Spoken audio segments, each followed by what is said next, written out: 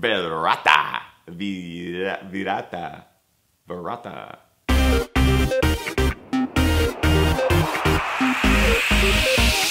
Ginger Runner. What's up everybody, Ethan Newberry here for another gingerrunner.com review. Today, I've been waiting to do this review for a very long time. This shoe is on the top of a lot of your lists. I think you will all be excited that this is finally happening. I know I am. The Saucony Virrata. Virrata. Virrata. Alright, so this is Saucony's answer to a racing flat Kinvara hybrid, right? So it's the Kinvara but lighter with a thinner upper and just midsole material, not much outsole at all. Does this shoe live up to the hype? Does this shoe fill that gap that Saucony so desperately needed to fill? Sounds dirty, don't go there. I'm about to tell you what I think of this shoe and whether or not it does fill that gap or meets the needs of the consumer. First, here are the things that I liked about the Saucony Virata. It is a light, reduced running shoe. 6.7 ounces, the Virata is. That's pretty damn light. It's nowhere near the lightness of a racing flat, which is usually sub 6. But at 6.7 ounces, you barely feel the shoe. It just feels like nothing on your foot. And I like that. Flexible. This shoe is flexible in all directions by a great amount. It really does allow your foot to flex however it needs to. I would recommend before you get into this shoe that you work on foot strength, whether that means running barefoot or in minimal shoes. Make sure that your foot can stand the flexibility of this. Fast. This shoe is a fast ride, but it will highlight your strengths. It feels good. The faster you go, the better the shoe feels. The upper is extremely comfortable. I can go sockless in this thing for miles and not worry about it. I could run a marathon sockless in this shoe because the upper is so comfortable. It has a really nice soft interior. It's seamless. A nice ventilated layer on top, plus the nice soft ventilated layer just beneath that. I think is fantastic. It makes for an extremely comfortable upper. Not many shoes are able to do that. Zero drop. Finally, the shoe that is zero drop and cushioned. This shoe is a nice example of that and how it can be successful. A zero drop shoe is great for those of you who have really efficient strides, midfoot or forefoot strikers. And I like that it's reminiscent of the Kinvara, which I'm a huge fan of, but it's more of a racing flat version with cushioning. So I like that aspect of it. Despite the number of likes, I have a number of things that I dislike about the Saucony Virata. First of all, the shoe is fairly narrow. Those of you who have wide feet, just be conscious that this shoe runs narrow. I didn't have much of an issue because the upper is fairly flexible, so it was still comfortable for me, but I absolutely noticed the narrowness of this shoe compared to the Kinvara. Wear and tear. Now this shoe is rated to only run about 200 miles. Depending on your weight, size, and efficiency of stride, you're gonna get less than that. I know that I'm gonna get far less than that. I have maybe 50 or 60 miles on this shoe. The outsole is wearing down quickly. I don't anticipate getting much more than 150 miles out of the shoe.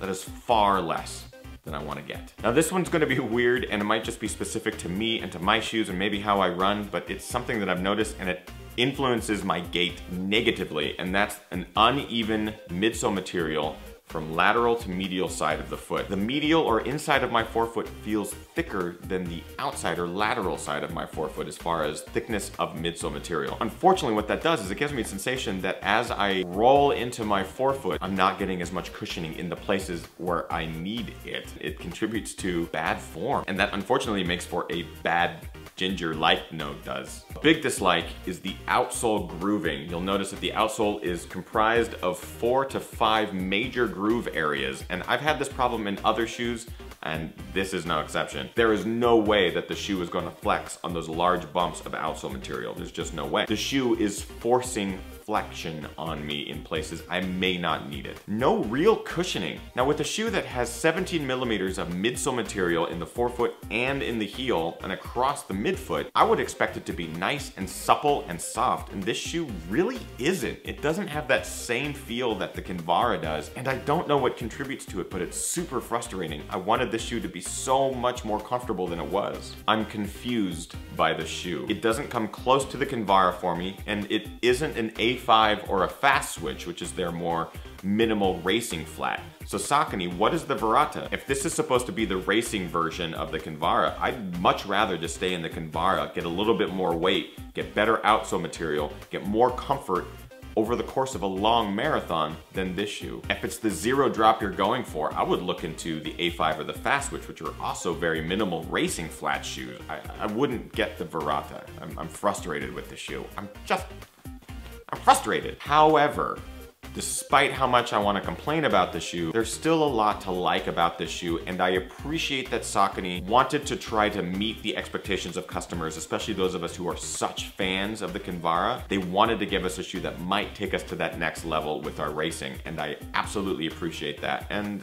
you know, I gotta give it to the Virrata for being that shoe. So let's just get on with the points. Quality, I give it 3 out of 5, mainly because the shoe will not last very long. It'll only last up to 200 miles, depending on how efficient and how light you are. So I had to dock it a point for that, as well as how the midsole material was designed. For me, it felt uneven. It didn't have that smooth ride sensation that the Kinvara does, so I had to dock it a couple points, 3 out of 5. Comfort, also 3 out of 5. Again, with the midsole material, it didn't have that cushioning that I really wanted out of a cushioned zero drop shoe. While the upper is fantastic, I think the ride on the shoe just wasn't what I was expecting, so 3 out of 5. Price, any shoe that's priced at $70, which the Virrata is right now, is a win in my book. 70 bucks for a shoe is a 5 out of 5. And you may even be able to find it cheaper than that when it's on sale. Nailed it, Saucony. Looks, I give it 3 out of 5. I don't think it's the best looking shoe.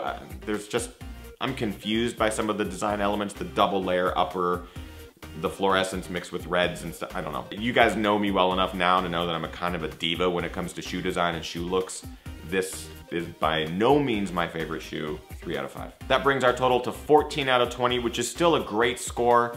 If you guys have had a chance to run in the Virrata, let me know in the comments what you think of it. I've talked to a number of people who are frustrated with the shoe just as much as I am, but I've also talked to a number of people who just love it. And I've seen a number of people racing in this shoe in various marathons and various road races. Have you raced in this shoe? Have you run long distances in this shoe, or do you use it for short 10Ks or track work?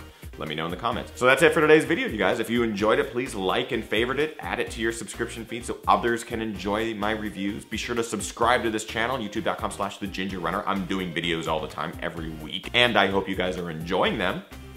Are you? You can follow me on all the social networks, Twitter, @thegingerrunner. Go like me on Facebook, facebook.com/thegingerrunner. And of course, gingerrunner.com, my website where I blog and do race reports and do all sorts of crazy stuff over there, so be sure to go check it out. And that's it, guys. With my simple mantra, I want you to get out there and train hard, race harder, and then party hardest.